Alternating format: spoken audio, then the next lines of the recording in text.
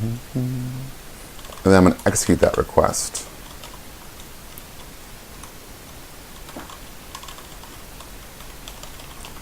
And what I'm getting back is a response. So with that response, I can console.writeLine response.message. Okay, so that last bit happened a little quickly, so I'm going to break it down.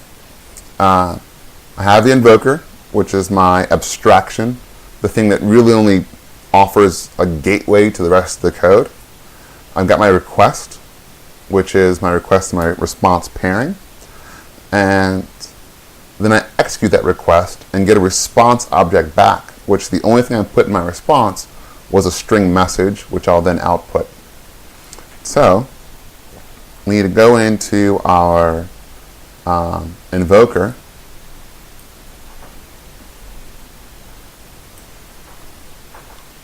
And for this guy, we're just going to make a quick case statement.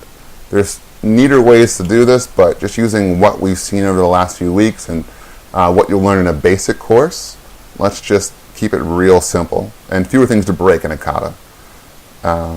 So we're going to say our command type is equal to request.command type. We're going to switch on that. We're going to do a case, create,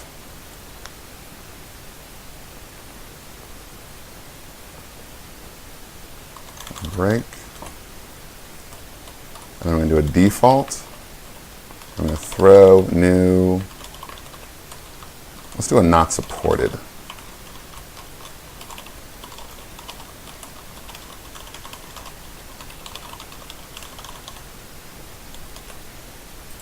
All right.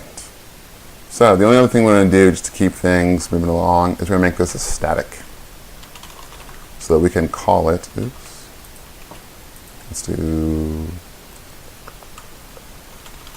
no, that's fine. We want to make it static because we want to keep things super simple. But know that this part isn't quite how do we do it.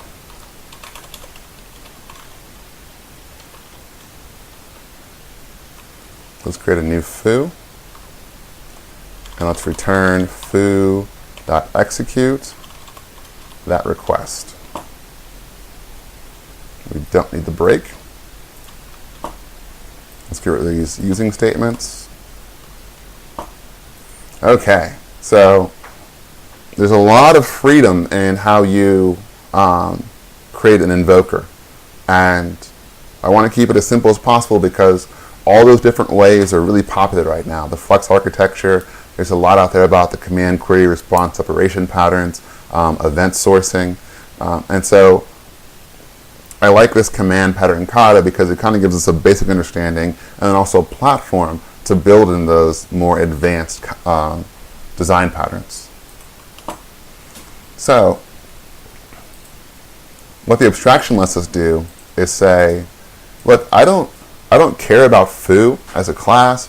I don't care what you do under the scenes. All I care about is that you take my data and execute my command, create. So as an API, we want to make that as straightforward and to the point as possible. We've done that here. I'm going to go ahead and run this and then commit, and we'll add just one or two more things as a bonus to see what you can do with the invoker, and then we'll dive into the game.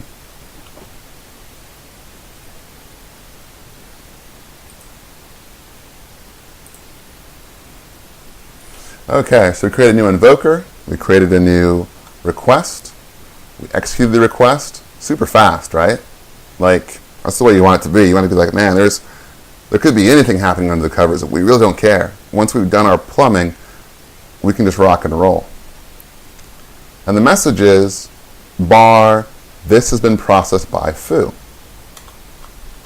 So it outputs that, as you'd expect. Mystical Polka, what is up with you, man? We're just finishing up the command kata, and then we're going to get really dirty with the game for the next 20, 30 minutes. So good timing. All right, so that works. on the first try, no less. Let's go ahead and clean that up. And we're going to commit it.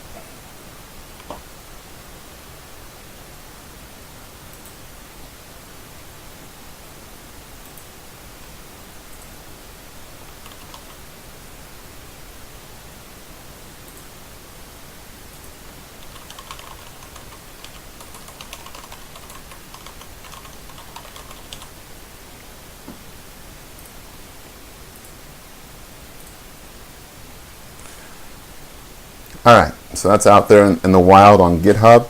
So, and I'll just show this is kind of a, that's neat. So we haven't done anything as far as the command parser, and we haven't done anything as far as the command stack, or maintaining what commands have passed through the system.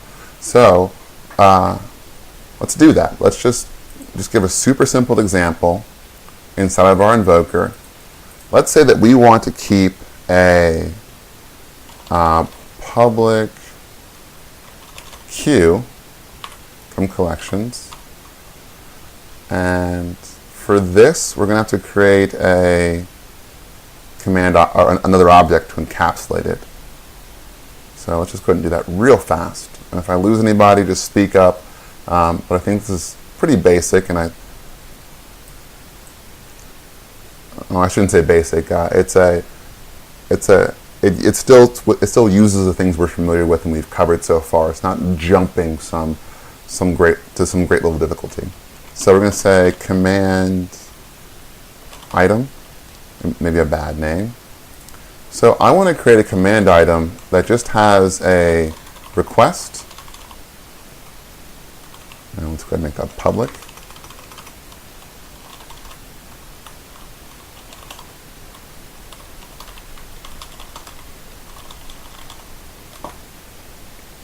Okay, so inside our invoker, we're taking in a request, we're seeing what kind of command it's looking for, and then we're deciding where to pass that command for execution and returning the response.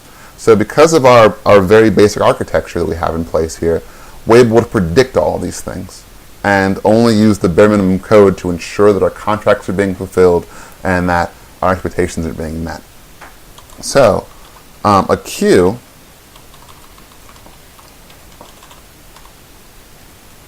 and we're going to make a generic one that takes in a command item, which we just created, which is just a request and a response. All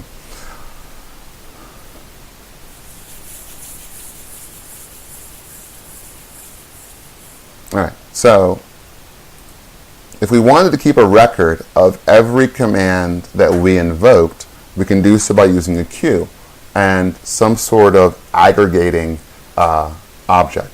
In this case, create a command item. So let's say that we just want to say response is equal to foo.execute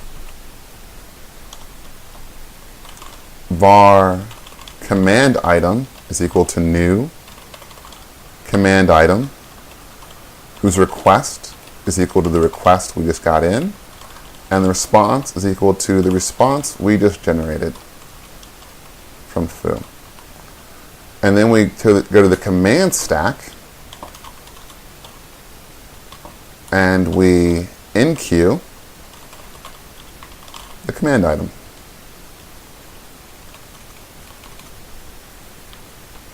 Okay.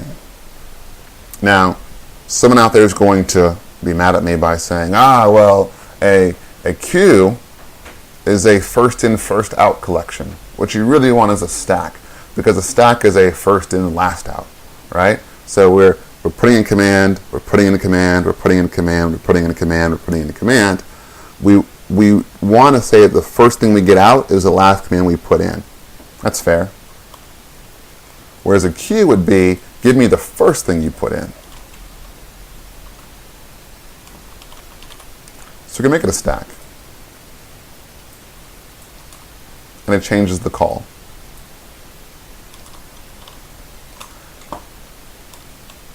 So we want to push it onto the stack. Right? So it's a little different in the terminology, Whether it's a stack or a queue, it's just good to know that they're very similar. Just one is first in, first out, one is first in, last out. Okay, so now I can just return my response as I did before. So what did this buy us? Well, if we're in our program and we've done a bunch of commands, and we wanted to know, hey, during this session, what have we done, right? Like what's happened? Then we can say invoker command stack first, and we'll use link for this. So var ci is equal.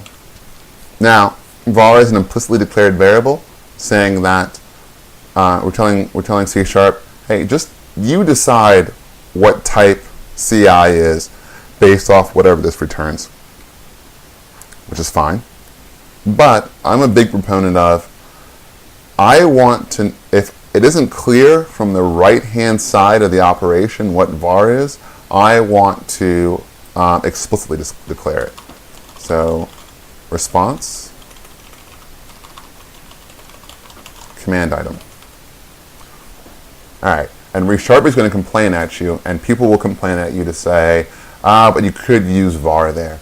And it's cleaner, it looks more consistent.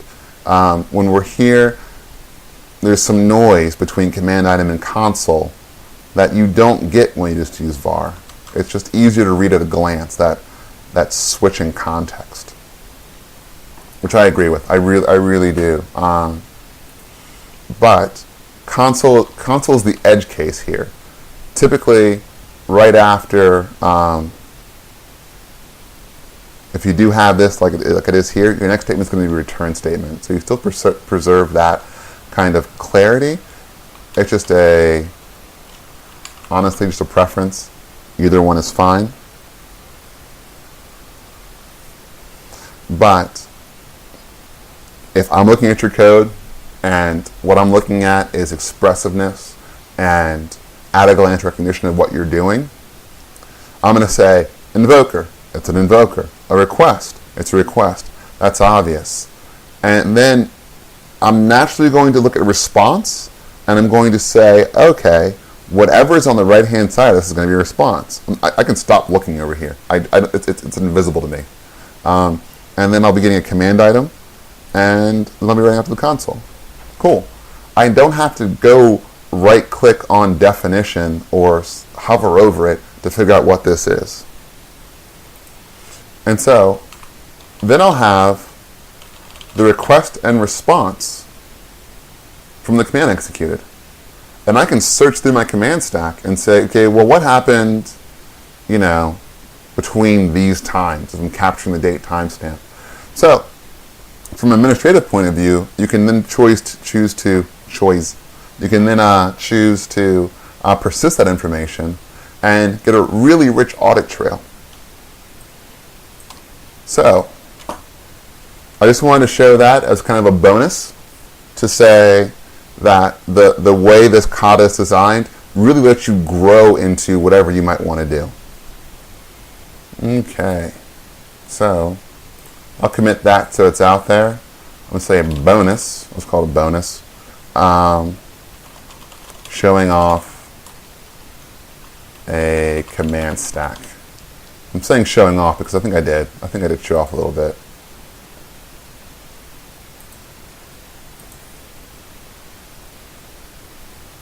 Alright, so that's the command kata. Let's close that and move that over there because it was done. And let's open up our game. So if you're just joining in, for the last 3 weeks, this being the start of the 4th week, we've learned the factory pattern, the strategy pattern, and the bridge pattern, and we put it together to create some pretty nice functionality in our game, which is going to be a console-based zombie survival game. And the idea is that you come into this world, and every 24 hours, new problems arise. Zombies appear in town, people are wounded, walls get destroyed. Are